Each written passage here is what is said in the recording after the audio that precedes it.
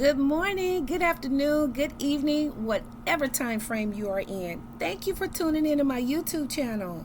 As I mentioned in my previous videos, these are my true testimonies of how the Holy Spirit has talked to me at various times in my life, whether it was through a dream or awake. This testimony that you're about to hear is a dream named Everything Is Not Always As It Seems. So let me take you on my dream journey. I had a dream one night that my family and myself were out to eat at a restaurant. I noticed a lady seated at a table for two right across from us. She was seated right after we were. The restaurant was short-staffed, so it took quite some time to receive our meal. After we ate and we talked, about 2 hours had passed when I noticed that the lady seated across from us was still waiting for her guests to arrive. Her plate of food was still sitting in front of her untouched with 2 glasses of water, one for her, one for her guests. I watched her as she periodically looked at her watch and she shook her head with disappointment. I felt so bad for her that her date, her family member, or whomever had stood her up. As the next hour passed, I could feel her anger and her frustration. The waiters came to her table. They kept coming throughout the 3 hours now, but she just smiled and she stated she was fine and she didn't need anything. So as we gathered the remainder of our food to go and headed towards the door, I took it upon myself and I stopped at the lady's table. And I stated that I couldn't help but see that she had been stood up by her guests. I stated that I could tell she was frustrated, upset, and I was very sad that this happened to her. I told her that it was very wrong for them to not show up, and I wish that she could have come and sit with us. She stated to me that she really appreciated my concern and that I was very kind. However, she was not frustrated, upset, or sad. Now, I told her, well, I saw you look at your watch repeatedly and you shook your head in a way that showed frustration and disappointment. Then I took it upon myself to just take a seat at her table to console her, in which I felt she needed, but she didn't. I just took it upon myself to be her counselor, her friend, or whatever she needed, because I really felt bad for her. And then I told her as I sat down that she had a very sad look on her face, which obviously must be because your guest stood you up. And that's perfectly understandable for you to feel this way, as anyone would, and that it was okay for her to admit her feelings. Now, y'all remember, this is all in my dream. That lady, as sweet as she was, she looked at me and she very kindly stated, I'm not frustrated, upset, sad, or disappointed at all. I am afraid. I'm afraid because I cannot afford this meal I have ordered.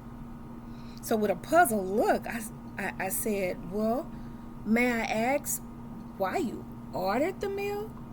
She then said, I ordered this meal because over the last 5 years, the person I normally meet here always pays for my meal. So what you see on my face is fear. I don't know how I'm going to pay for this food that I have ordered. We sat in silence and I woke up.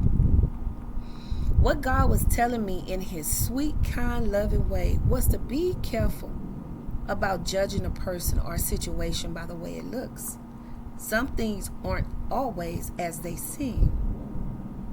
I have learned to ask Jesus to guide me and give me spiritual wisdom, spiritual discernment, spiritual knowledge, and to increase all of the spiritual gifts that he has given me so that I will always hear the Holy Spirit's voice of guidance, awareness, and reasoning, making sure that I don't rush to judgment about a person or a situation unfairly, but to always keep me safe, God.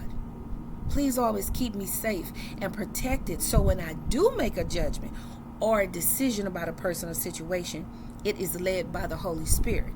However, There are many times that we have to make a quick decision for our safety using our common sense and our intuition that God has given us. That's perfectly normal. We should. But what I am speaking about concerning my dream is about general decision making concerning people and situations. I love how God guides us and corrects us in the way that He knows we will learn. He only wants the best for all of us. That is the love that He has for His children, and I am so grateful for His corrections because I am His child. And Lord knows I'm a work in progress, y'all. We will all be a work in progress until we close our eyes.